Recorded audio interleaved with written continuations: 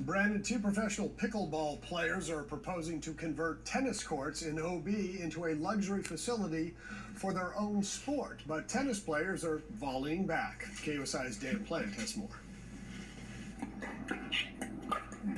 Over the past couple of years, a little-known sport called pickleball has become a very well-known sport across the country and San Diego.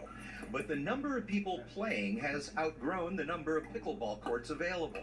So a couple of local players would like to take over one of the local tennis clubs and convert them into pickleball courts. Right now there are 12 tennis courts that are being used at the moment.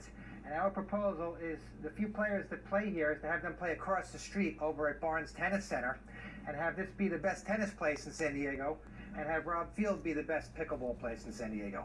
Apparently the Barnes Tennis Center already is the best in San Diego. In fact, recently voted the best public courts in the country by the USTA. While the pickleball people say these courts are underutilized, during the past 2 years, the number of tennis players has also increased. Tennis in San Diego has grown 25% in the last 2 years. In San Diego, pretty much on a national level as well.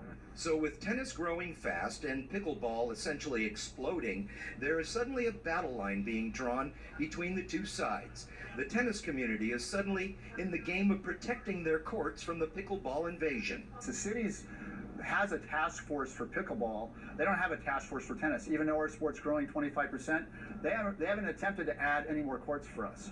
They've addressed pickleball, and I understand.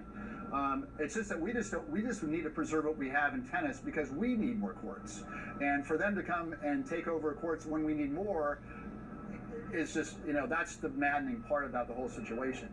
Especially maddening to those who support the tennis community and have worked so hard to make it. During a public meeting, it was a full court press from the pickleballers, complete with charts, numbers, and aerial footage of empty tennis courts. Both tennis centers use only about 25% of their courts. So the courts are being underutilized today. If the people at Rob Field would agree to play at Barnes Tennis Center, that would make room for pickleball. And there are roughly 3,000 people a week that we could get playing pickleball at Rob Field. We think efficient use of park space is important, and we think this uses park space more efficiently. Good concept, but big problem. Rob Field and the Peninsula Tennis Club are not available, according to the City Parks Department.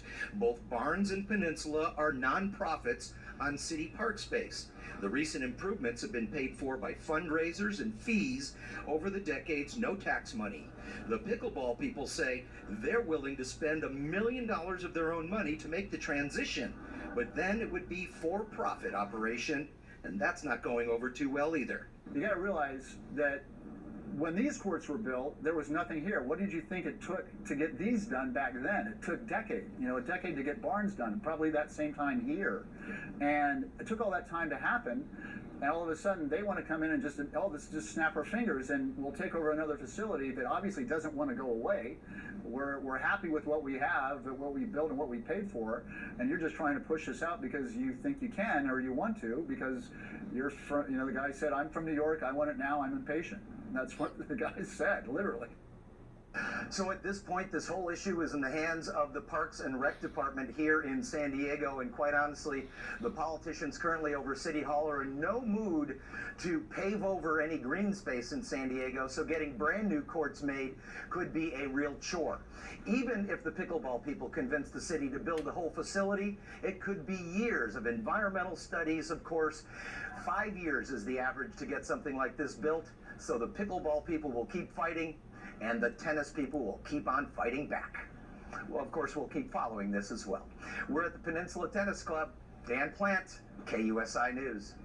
Well, Hollywood and